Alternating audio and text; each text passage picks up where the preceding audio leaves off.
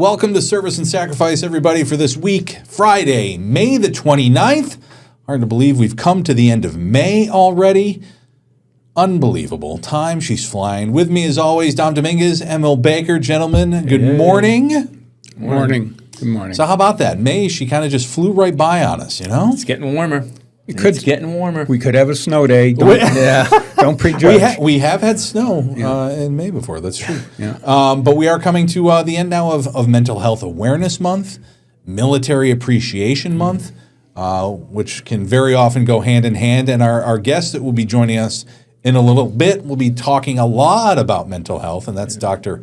Annette Payne, Chief of Mental Health for the Albany Stratton VA. Dom, thank you so much for convincing her to join us this week.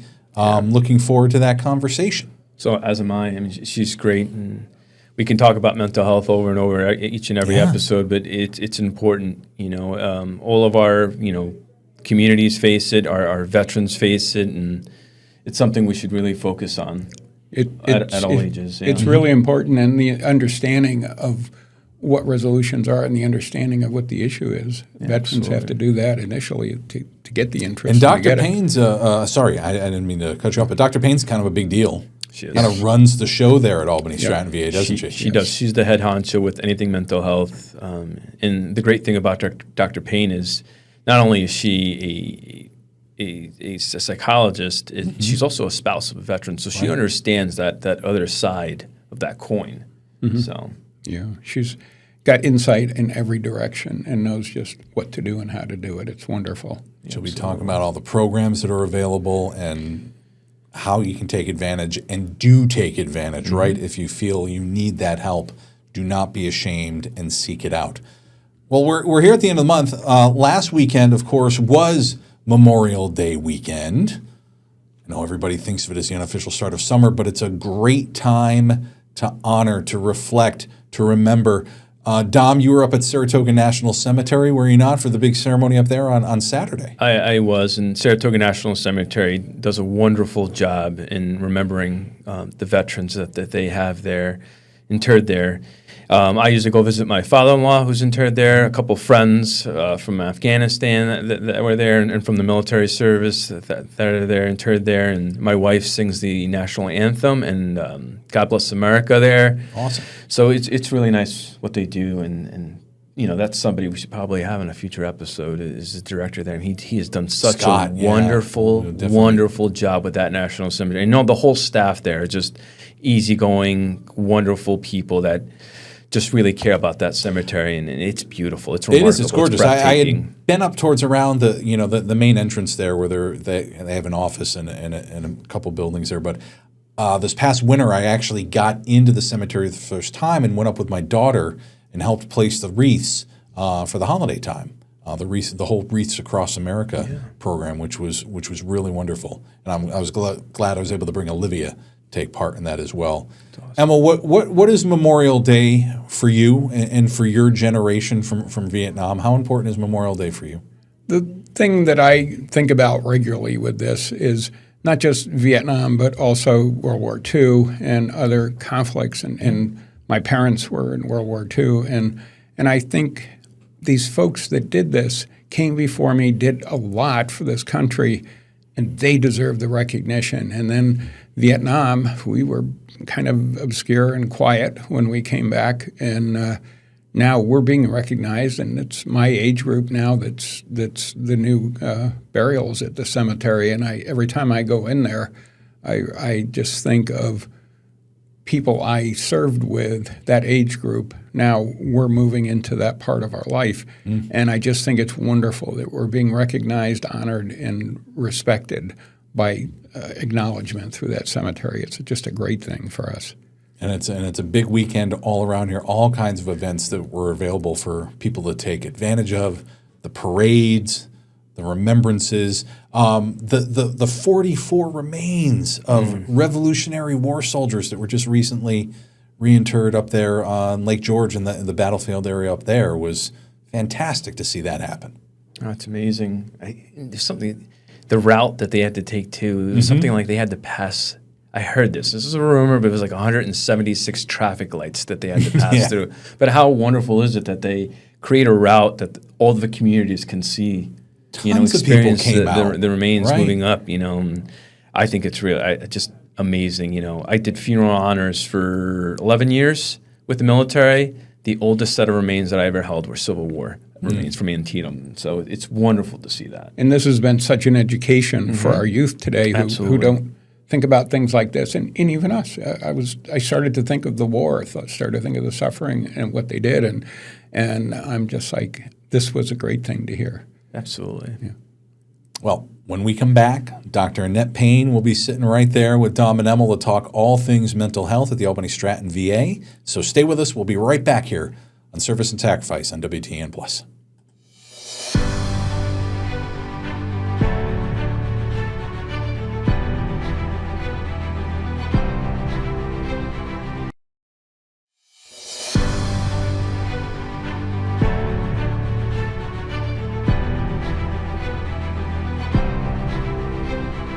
Welcome back to Service and Sacrifice. We thank you for sticking with us here on WTN Plus.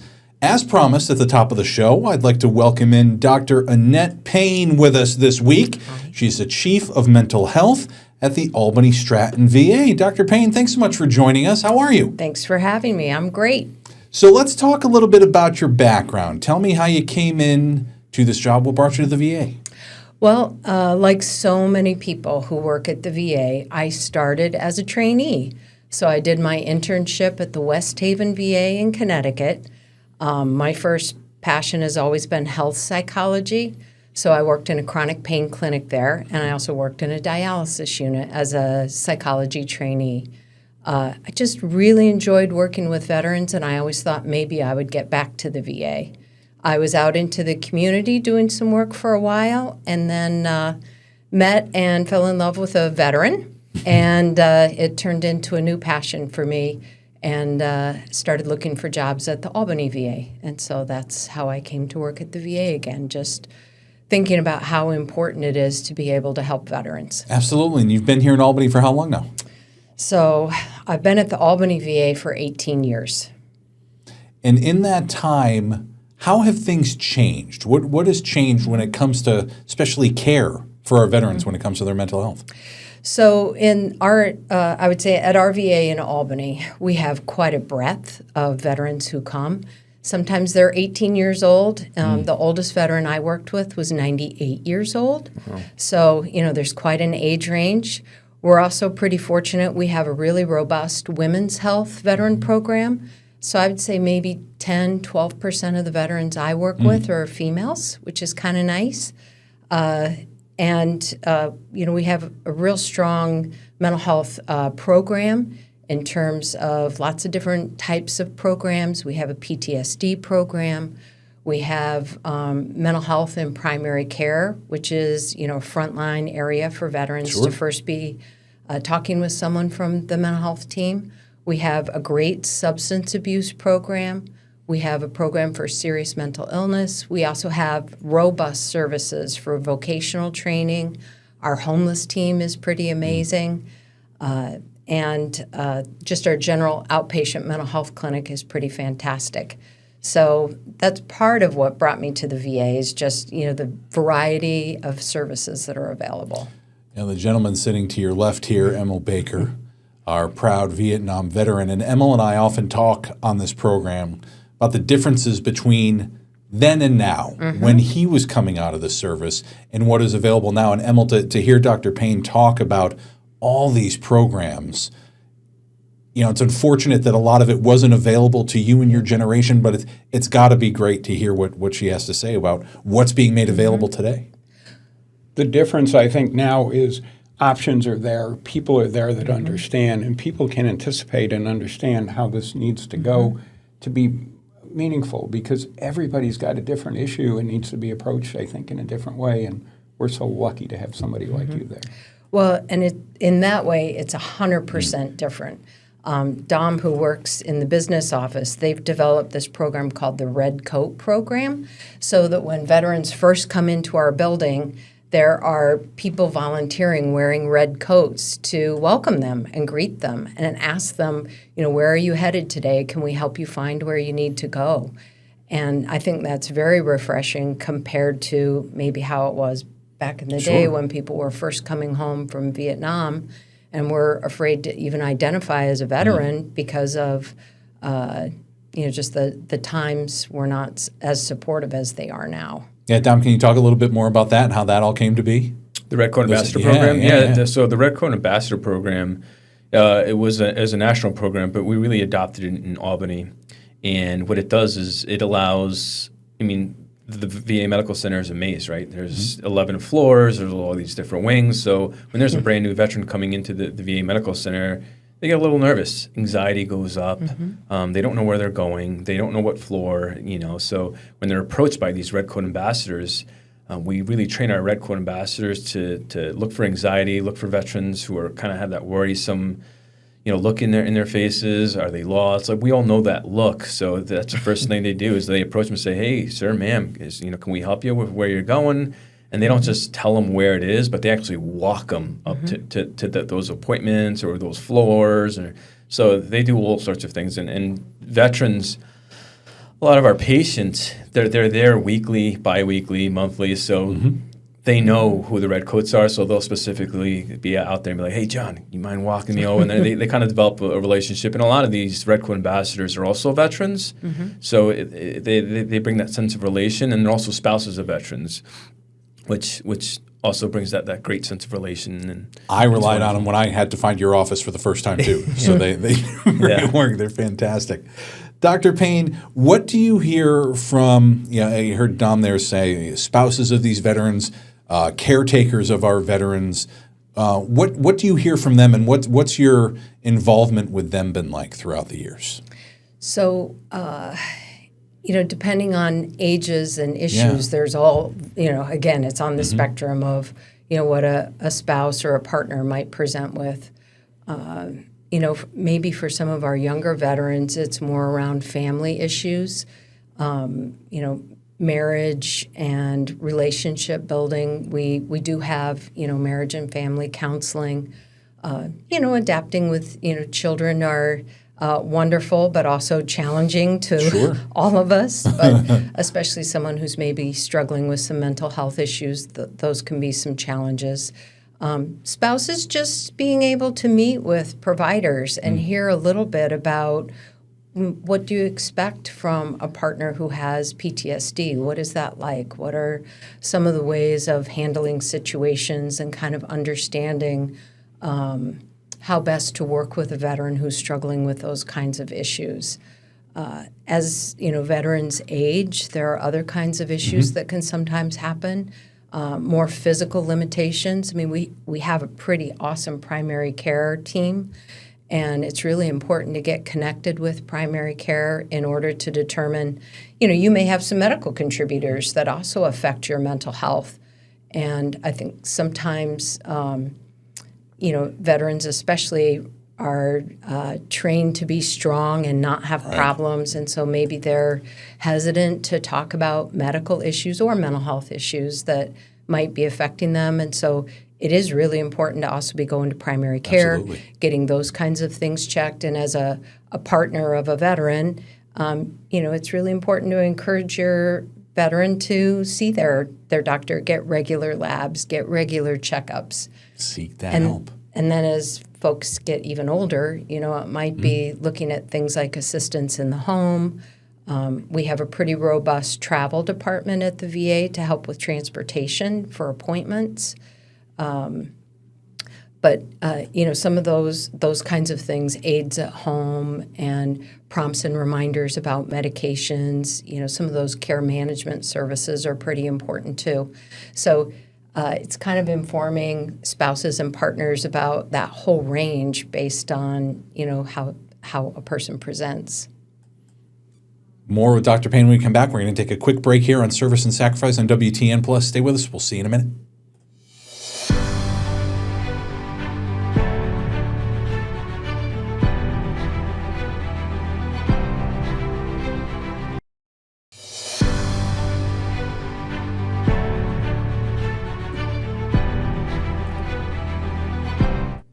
Welcome back, everybody, to Service and Sacrifice. This week, we're joined by Dr. Annette Payne, the Chief of Mental Health from the Albany Stratton VA. Earlier, we were talking about programs, everything that's offered for our veterans and their mental health, what's available there at the Stratton VA, Dr. Payne. Wondering if we could now kind of get into the weeds a little bit, talk a little bit about mental health as a whole and the different conditions that you and your providers see there at the VA from our veterans as they come in. What are the different types of mental health, I suppose, scenarios that you deal with on a regular basis? Well, I think it's really important. You know, veterans are just like other people in that sometimes they'll present with things that are relatively common, things like depression, anxiety, stress, coping with medical problems, coping with family issues, financial issues. You know, those are maybe some of the first things that will bring someone into the VA, you know, is just wanting to maybe talk through a scenario that's giving them a challenge. The things that are more specific for veterans are things like post-traumatic stress disorder, especially related to combat or training experiences or things that have happened in the service.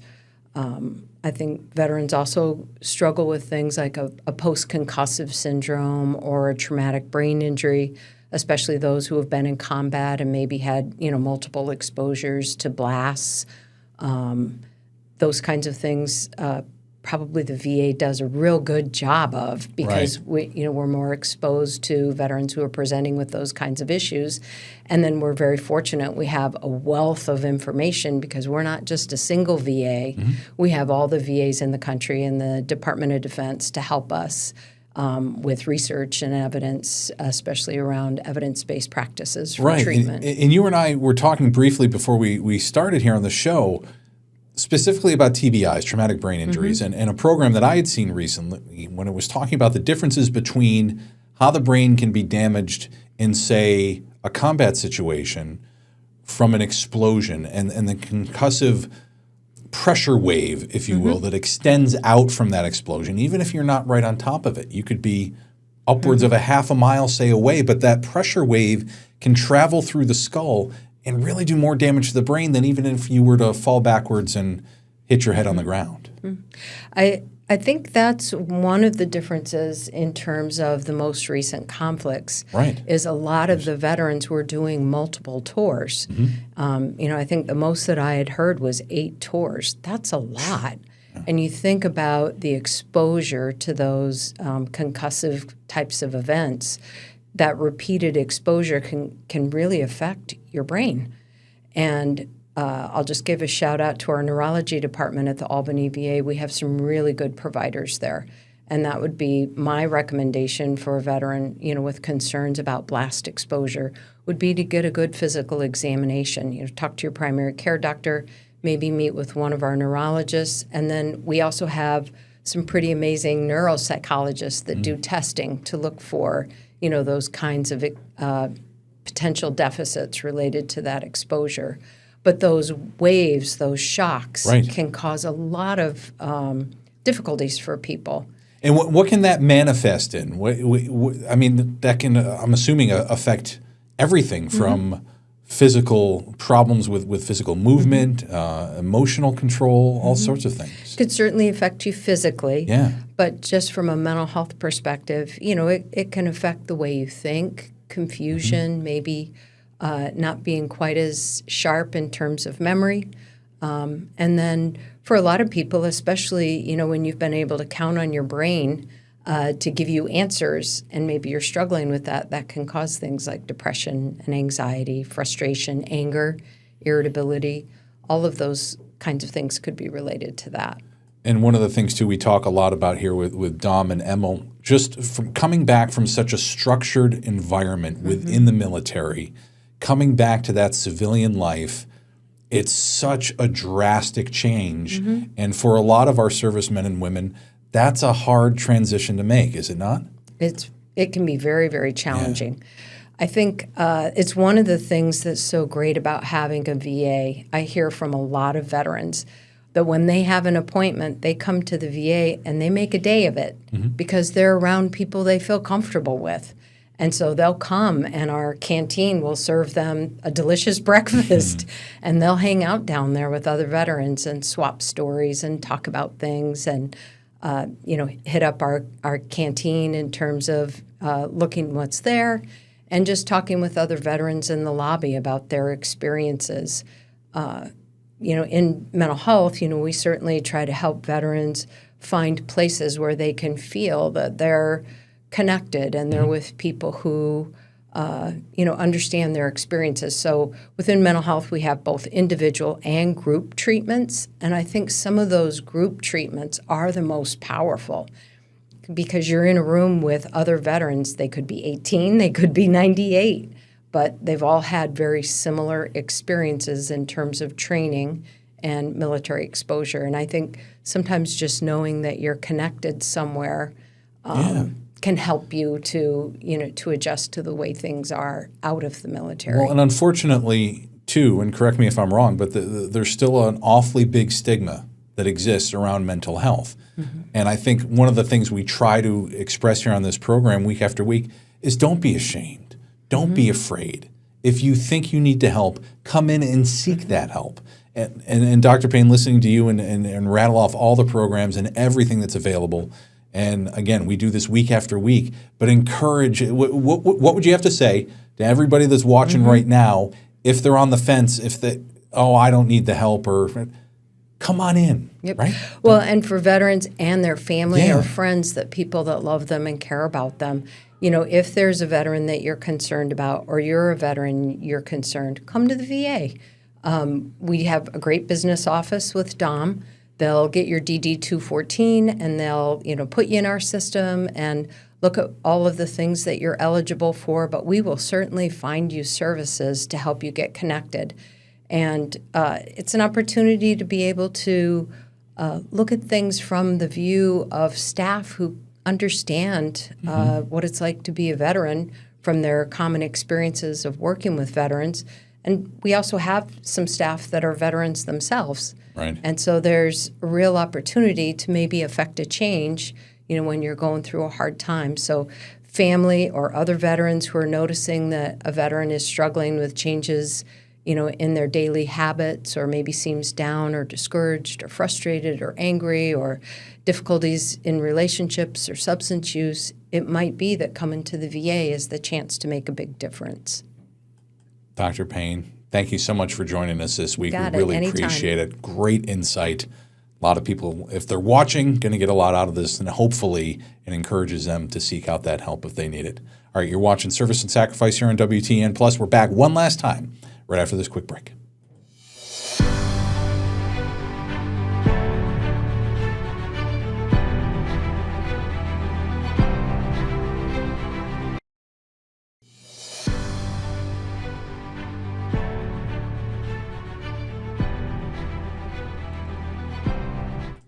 Welcome back to Service and Sacrifice. Dom, I got to thank you once again for hooking us up with Dr. Payne. That was a really, really good conversation. And to hear from her, the woman that runs everything there mental health related at the VA and all the programs that are available and how we should be taking advantage and our veterans should be taking advantage was just phenomenal. Yeah, no, absolutely. We have multitudes of mental health programs. And the two things I'd like to bring up, listening to Dr. Payne is, first, she speaks about family, right? Mm-hmm. And we have to kind of partner families with veterans. So when a veteran is an active duty service member, they kind of leave their families behind and they create this new family, a brotherhood, an unbreakable bond, right? Now, when they get out of the service, that family is gone. If they have no one to come back home to, don't we think just within the combat experiences or whatever experiences that they saw in the military, don't you think that'd be harder for them to adjust with mental health? It's that, and then what do they turn to out of their loneliness if they don't have that? Absolutely. They have to create a feeling of camaraderie. They have to feel a feeling of being cared about. Yeah, so for all those viewers and listeners, pay special attention to those service members, specifically when they get out of active duty. If they don't have any family, that's why I always talk about, and we bring so many community partners on this podcast, it is important for them to be included because once they don't have family, that foundation is lost. And then the second thing I want to talk about is, and you kind of brought this up a little bit, Ryan, before, is if you think you have a mental health issue or concern, come to the VA. Right, I speak on this all the time. When I was in the service and I was a first sergeant, I would tell my troops all the time: if you have a toothache, you go see the dentist. If you break your arm, you go to the hospital. If you have a mental health concern, it's got to be looked at. Trust me, it's going to work. It helps out. It's there, and even if you don't want to go to see a mental health specialist, at least go so we could learn about your experiences, so we could help other veterans. Let the VA learn. I mean, we have progressed from Vietnam to now, and the VAs have grown so much. Why do we think? It's because we're learning from all these different veterans that are coming in and telling us about their experiences and their exposures. And the VA takes that, they educate the providers like Dr. Payne, and then we're able to grow and able to help out other veterans. Well, and you talk about that brotherhood, and we heard Dr. Payne say, and even if you're afraid of going in and being alone in a room with a psychologist or a psychiatrist and doing that one-on-one, there are groups available to come in and just hang out and talk with your fellow veterans and people that had those shared experiences, right? Absolutely. And our veterans are proud to exploit that. I mean, look at Emo here. He's always wearing that Vietnam shirt. I mean, if Emo goes to the VA Medical Center, I am guaranteeing you a veteran's going to approach Emo and say, "Hey, how's it going? Who did you serve with?" And you could probably speak on that. Yes, every appointment that I've gone to, almost every single one, I've had a lengthy conversation with a Vietnam veteran in the waiting room talking about that. And today I actually went to a bank and a young guy held the door for me. I'm walking in with my canes. And he said, "Thank you for your service. My dad was in Vietnam." And we talked a little bit about his dad. Yeah. So that introduction with people that understand and care about military veterans, that really opens it up for us and makes us feel really, really good. Yeah. Take advantage. We say it each and every week here, the resources, the benefits that are available to you and your families, right? Take advantage of all of it. And remember, as always, these two gentlemen are here with me each and every week. If you have questions, concerns about anything, let us know. You email me directly, rpeterson@news10.com, and I bring it to these guys, and we'll discuss it here the following week. So don't forget to do that. Take advantage, and we will help find you the answers. Good to see you guys. As always, we appreciate you joining us here on Service and Sacrifice on WTEN+, and we'll see you back here next week. It'll be a new month. We're hitting June now. All right, we'll see you later.